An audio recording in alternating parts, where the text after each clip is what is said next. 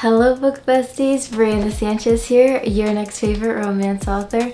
Today we are doing our April reading wrapped up. So this was by far my best reading month in the history of reading months. This was a crazy month for me. I think I finished off with a total of 20 books.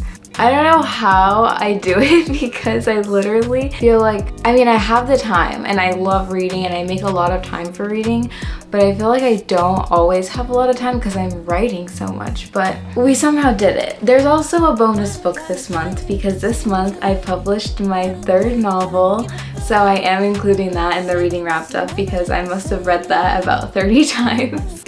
So as always, I'm going on Fable to give you guys my exact rating. Today we have little Charles with us. So to give you all my stats, I did 8 audiobooks, 9 physical books, and 3 Kindle Unlimited books. This is a great month. I literally cannot even believe this. We're gonna start with the audio as always. So starting off with audio, I first did Maybe in Another Life by Taylor Jenkins Reid. This was a great book. It has to be my least favorite by her though. I still rated this a 5-star because I will not rate a Taylor Jenkins Reid under 5 stars. She is amazing. But just in like the scale of her books, it is my least favorite. We follow this girl in like 2 different timelines of her life, like if this would have happened or if that would have happened. And it's so interesting, like the whole time you're like, well, which one happened? Like, did this happen in her life or did that happen in her life? And it's just so cool how she was able to make you feel like 2 different things for the same person and like follow 2 different journeys for the same person. She does it again. Next, I listened to The Correspondence. This was a debut novel by Virginia Evans. This is like blown up everywhere and I had to give it a read or a listen. I rated it 4 stars. I loved it. The audio was amazing because you get to hear all the different people that this older lady is writing to back and forth, and it was amazing. It's this older lady, she's experiencing losing her sight. And so she adores nothing more than writing letters to people in her life. She writes letters to everyone. She prefers it than hanging out with them or talking to them on the phone. Like, she says that this is what she lives for, and she basically shares that love with other people because they write back to her. They maybe want to write to other people. And it was just such a beautiful story, and I will definitely be reading more by this author once she produces more. Next, I listened to Dear Debbie by Frida McFadden. I just rated that a 4-star. I actually just finished that today, and it was so good. This was my second Frida McFadden book. I feel like I've been such a big Frida McFadden advocate, and I'm like, wait, I've only read The Housemaid by her. I've been so scared to read something else because The Housemaid did scare me while I was reading it, but this didn't scare me. It was just a great book. Highly recommend it. I didn't feel like there was a huge plot twist though. I felt like I kind of like saw everything coming. It's basically about this mom, and she just kind of like tells everyone in her life, not like directly, but she tells them all like karma comes back, and basically she's karma herself. Like, she should have been named Dear Karma, not Dear Debbie, because she makes sure every person that has done her wrong or her family members wrong get karma back done to them. So that's like the best way to describe that book. That just came out now in January, so that was like a really big anticipated read for me, and I'm so glad I read it. Now I'm gonna really be interested in reading another Frida McFadden book sooner rather than later because that one wasn't as scary, but she's so good. Next, I listened to the entire ACOTAR series. Oh my gosh, I'm so glad I did that because I'm not going to talk about this a lot because I have an entire reading vlog over that. You guys should go watch that video. I'll put it right here. Literally, I'm so glad I listened to this. I don't think I would have been able to get through it if I didn't listen to it. Like I said many times, I had read the first 3, stopped, series wasn't for me, decided to give it a go again. I kind of like read through the first one while I listened to it, and I had plans to read the last 2 once I did the audio of the first 3, but I ended up just doing the audio for all of it. I did the dramatized audio specifically. The acting, the voices, the sound effects, it was all so necessary for me to be able to understand this world, I think. So I'm happy I did that. Just to give you my ratings here, I rated book 1 4 stars, book 2 4 stars, book 3 4 stars, book 4 3.5, and book 5 a 5-star. I'm excited for the next one in the series to come out in October. I don't think I'm gonna be like super eager to read it or anything. Like, the series didn't do anything for me where I'm like now with an obsession. I still really enjoyed it. Book 5 was by far the best book, as you can tell. I rated that a 5-star, and I really enjoyed Nesta's story, where I'm hoping maybe the next book is about her, or I'm hoping we get a story of Elaine and Lucien. I feel like there hasn't been much talk about it, and if there's still gonna be like 2-3 more books in this series, they have to give us something with Elaine, because there is so much going on that they alluded to at the end. Sorry I'm gonna spoil if you haven't read it, but they just said like basically she's capable of more than we've been telling her. Like, she's been aware of everything going on in her life this whole time. She just let it happen with grace, or accepted it with grace. I guess that wasn't really spoiling much, but you know what I mean. If you guys paid much attention to detail of that part, I'm really curious to see what Elaine's story is gonna be. So I'm happy I did this. This is finally knocked off my TBR, knocked off my physical TBR. It's so nice knocking these books off my physical TBR, you have no idea. I'm gonna go to this book. So I'm doing this one next, which is A Girl Like Us, because I did this like reading physically, but I also did the audio. So since we're still in audio, I wanted to pull this one out. I ended up rating this a 1-star. I felt really bad. I was gifted this book by my dad, and I really enjoyed it at first, and like there was a part where my jaw actually dropped. I was like, oh my god. But it didn't do anything for me. I wasn't left shocked at the end. I wasn't excited to like keep going. I honestly had to do the audio because I was so bored like reading it. And this book is also written in third person, and I can't emphasize enough how much I hate third person. If I ever write a third person book, just know that I'm really going through something because that's not for me. It's just not. So anyways, continuing now with the physical books since we're here. I did Bridgerton, The Duke and I, which is book 1. I rated this a 4-star. There's also a reading vlog posted with this. I did a 12-hour reading challenge. Actually, I lied. There is going to be a reading vlog posted with this. I did a 12-hour reading challenge just a couple days ago. I filmed it. I still need to edit, and I'm going to post it probably right after, or wait for that video, and you guys can see like my honest opinions with this. At first it was really hard for me to get into. I actually started this book in January, but I had only read like 100 pages, and I was like, I just need to freaking finish it. Like, it just keeps sitting on my shelf with a bookmark in it, like it's just sitting there untouched. But I'm really glad I ended up finishing it because I was able to get through it pretty fast, and the show was just like running through my mind the entire time that I was reading this. So it was a really fun read. I'm actually excited to like read the next one. This is also in that same reading vlog, The Vanishing Cherry Blossom Bookshop. I literally rated this a 2-star. I honestly feel like I should have rated it a 1-star. But at the end, the story kind of came together a little bit for me, and I liked it a little bit more. Still wasn't anything crazy. This was Barnes & Noble $5 book for the month. Yeah, it just did not do anything for me, unfortunately. It was still good. I will continue to buy the Barnes & Noble $5 books as long as they're cute. The cover was very deceiving. Like I said in my reading vlog that you guys will see soon, I was totally convinced by the cover to get this. Shouldn't have done that, but oh well. Next, I read Bunny by Mona Awad. I rated this a 2-star. I had some really good books this month and then some really bad ones. This was a 2-star for me. It was kind of funny because as I started reading it, I randomly saw this post that this is one of Sabrina Carpenter's favorite books. I don't know how true that is, but it was posted online. And the moment I saw that, I was like, oh, I'm so into this. If you know me, I'm a huge Sabrina Carpenter fan, and so I was like, I'm so into this. And it was actually really good at the beginning. Like, that's the only reason I kept reading. It was pretty good at the beginning where I was like, oh, this is really interesting. But it just got weird. It was confusing. I had no idea what was going on half the time. And then at the end, I was like, what? Then I looked it up. Turns out this is like a horror book. I guess it is. It didn't scare me in any way, but it was really creepy, really weird.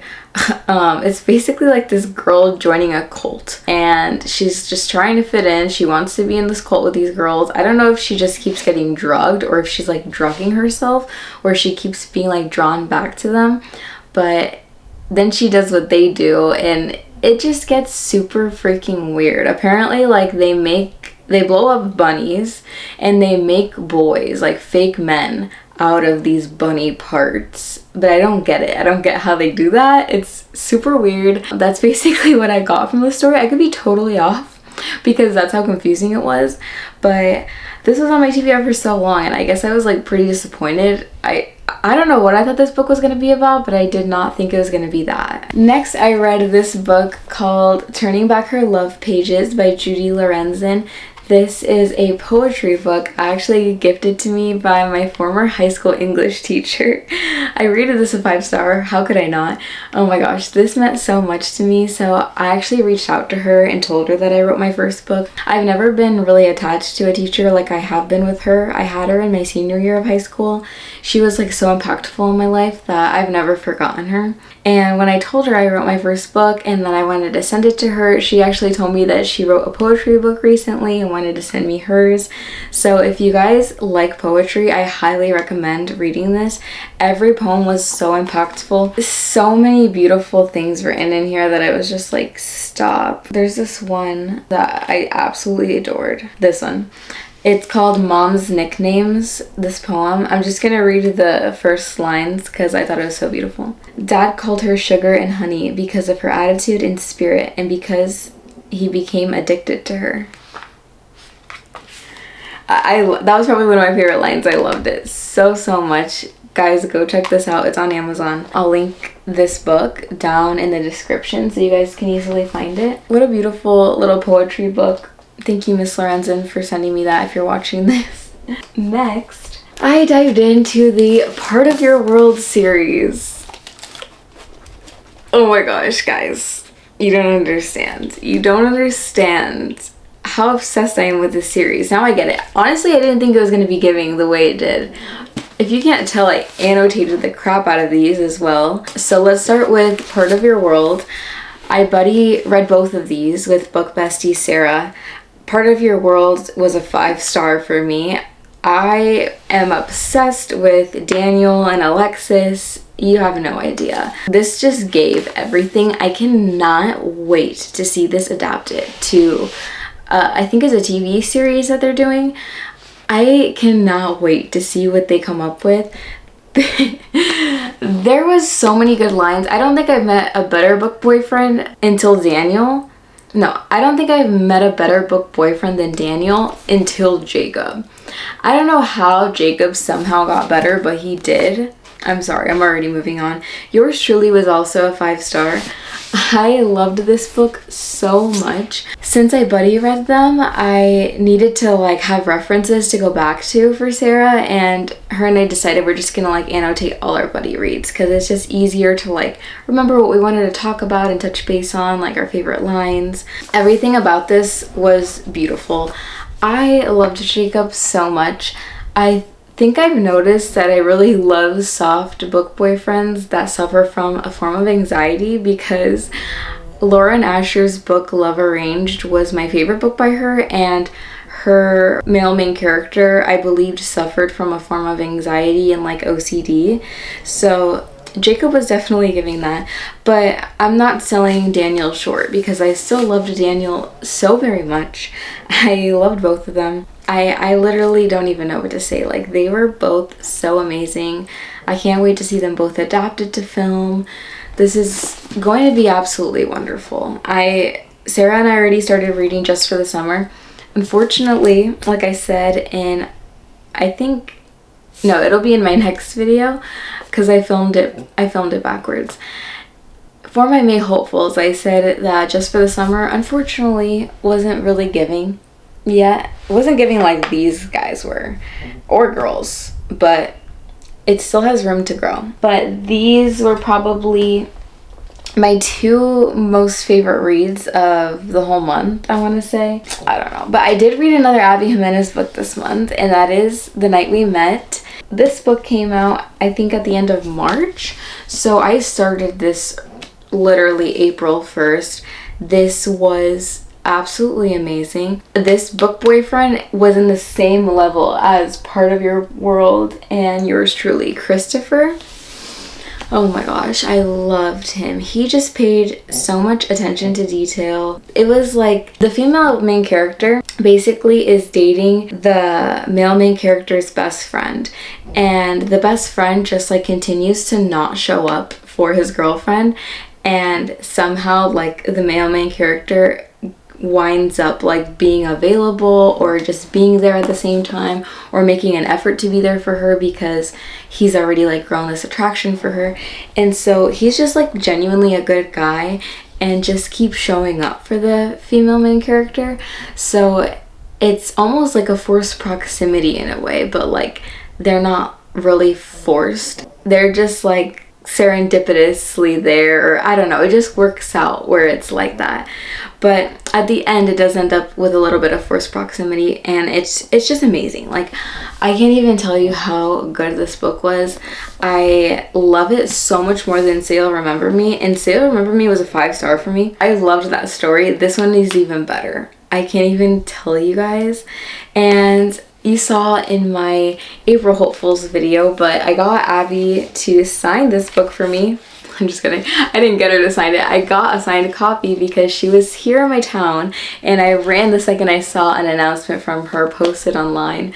So I was so happy that I got this because I'm literally gonna treasure this book forever. I'm just so annoyed that it's a hardcover because I hate hardcover. Abby Jimenez this month became one of my top favorite authors. These 3 books alone did it for me. Like, I really loved Say You'll Remember Me. That was the first book I read by her, and honestly, like, these 3 books that I read of hers just made her bump up into a top author spot in my book, because she's amazing. She's amazing at writing book boyfriends, for one. She's just amazing at describing so many different things, like, especially since I annotated like the 2 books I read with Sarah. I'm just like annotating everything because I'm like, this is so good. But I do notice like she has a thing for writing characters that are in the medical field, and she has a thing about talking about men that don't have headboards or bed frames. So I found that kind of funny. I'm like, this is pretty repetitive, but I'm not even gonna say anything because it still works. It's good. I love it. She still makes it different somehow, so I can't blame her. I saved the best for last because Love and Bloom came out yesterday, literally this month, and I'm so happy that this book is now in your guys' hands. I've gotten so many good reviews so far. Like, I'm literally on cloud 9 since yesterday with my release. Gotten such great feedback. This was a beautiful story for me to write. Derek and Fallon hold such a great place in my heart, and I'm really excited for you all to take a read. I hope you enjoy it. This has single dad romance, nanny romance, workplace romance. There's a cinnamon roll male main character and an insecure female main character. She is an ex-figure skater and a current food critic, while he is a aspiring Michelin star hotshot chef. And they create heat in the kitchen and in their relationship. It is spicy. There's open door romance. I just really hope you guys love this story. I had such a great time writing it. If you haven't noticed, there's a theme in all my books, and that's food. I'm a huge foodie. I need to kind of get away from that because I feel like that might be overdone. I'm talking about Abby Jimenez with the freaking medical field, but I continue to add food in my books. And I don't know that I'll stop, but I'm gonna try so that it's not too repetitive. But this one is like surrounded by food because obviously he's a chef, she's a food critic, and they really bring that opposites attract title to the book. So go check out Love and Bloom. I'm gonna leave the link in the description so you guys can order it. It's on Amazon for sale, paperback version and the ebook version. And if you guys are interested in a signed copy, just comment down below or go to my Instagram. The link to my Instagram and TikTok is in my bio. Just go to my Instagram or my TikTok, send me a DM and tell me you want a signed copy. Those go for $24 and I just do them here in the house. I sign them for you, I ship out the box, and I include like bookmarks, stickers, all the good stuff. If you want signed copies of my other books too, let me know. All my books are on Amazon as well, so if you don't care about it being signed, you just get them on there. But let me know, guys. I'm so happy that I have my 3 books out now, so that's great. Now let's move on to the Kindle, because the Kindle cannot go unnoticed. I love my Kindle, but honestly, I used to read so much more on my Kindle than I do now. I feel like, I don't know if it's because I'm picking pretty lengthy books on my Kindle lately, but I have not been reading as much on there as I used to. I first read Cowboy Casual by Holly Renee. That was such a good single dad romance book. It was 4 stars. Basically, our female main character kind of leaves like her fiance and she goes back to like her roots, where she finds her ex, finds out that he's a single dad, and they're basically like forced into forced proximity, and he's a cowboy. Like, what more could you want, you know? It's so steamy, it's so good, and I'm excited for her next book in the series that's coming out, I believe, this month now in May. So I'm really excited to give that one a read and read like some of her old books. I thought that that was her first book, but after looking her up, it's not. So I'm excited to read more of hers. Next, I read my first book by Remy Darling. I want to say this is her only book actually, but Remy Darling is actually the alter ego to Dee Garcia, who is my sister.